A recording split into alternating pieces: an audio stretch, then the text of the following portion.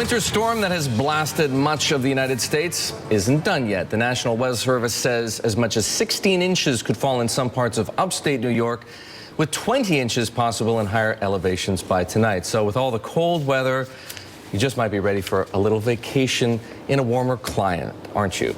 Joining me now, Joe Poulin. He's the founder and CEO of Luxury Retreats, which represents some of the most luxurious and expensive vacation rental properties on the market. Joe, welcome to Bottom Line. Thanks for having me. So some of the viewers out there may be familiar with VRBO, Vacation Rentals by Owner, and may have actually taken advantage of that service, which is largely web-based and do-it-yourself.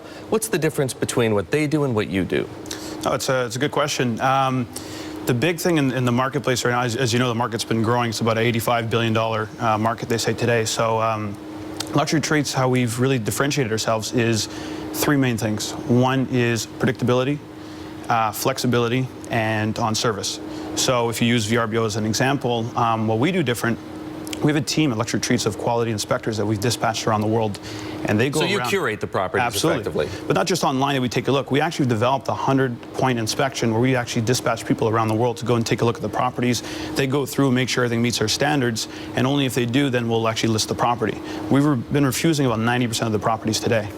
You've been refusing as many as 90%. 90% of the property. Correct. So why does a property typically not qualify? Why does it not meet your standards? A lot of times it's not really conducive to doing a vacation rental. So you might have something where maybe it's a 5-bedroom with 2 bathrooms, and we know if you're splitting it with couples, people don't typically like to share bathrooms and so forth. So that could be a big first step where it's a no-no. The neighborhood it's in. So that's the key thing about when we go over there and we're doing the curation process, you might be too close to your neighbor, or it's not exactly what you'd see in the photos. So again, we would X that one. Talk to us about some of the kinds of properties. You know, when I think of the service that you describe, I'm imagining that some of these properties are pretty extraordinary.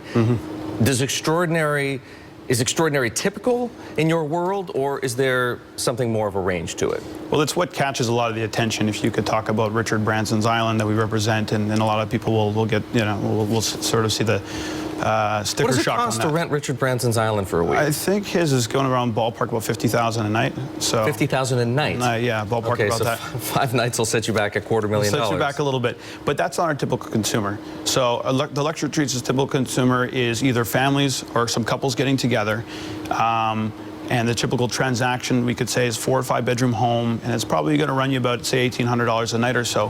When you break down the economics, just on the economics front, most of the time it's actually cheaper than staying at a competing, say, 5-star resort. So whether it's a Ritz-Carlton or Four Seasons, that's just going sort of room for room on the breakdown. But when you really put it all in, as far as the privacy, you have your own pool, it probably comes with your own chef and so forth, and you break into that equation the food and beverage, it's definitely cheaper.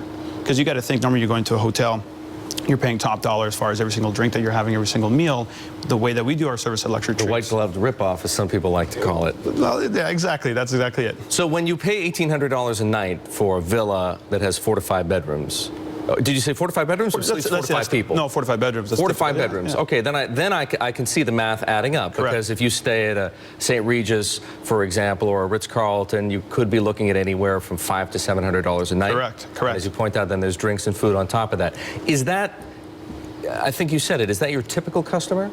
That is our typical customers, a couple couples getting together, or the family traveler. And so they'll range from sort of 3 to 5 bedrooms is the typical sort of. So who are you taking? Are you taking business? Is this a growth market in the sense that you're growing the pie for luxury travel, or are you taking business away, do you believe, from a 5-star hotel chain? I think we are. I mean, like we had said, the market's big in itself. I think we're definitely offering an alternative to people looking to travel, as opposed to the high-end hotels and now going into vacation rentals. So we are competing, I would say, with the Four Seasons and the Mandarin Orientals and whatever it may be as an alternative, just like cruises would be an alternative. So we really think that it's a growing industry, and the biggest thing today, the biggest challenge is the awareness, where I think some of the brands that you had mentioned help in that regard. So how do you raise awareness for your brand?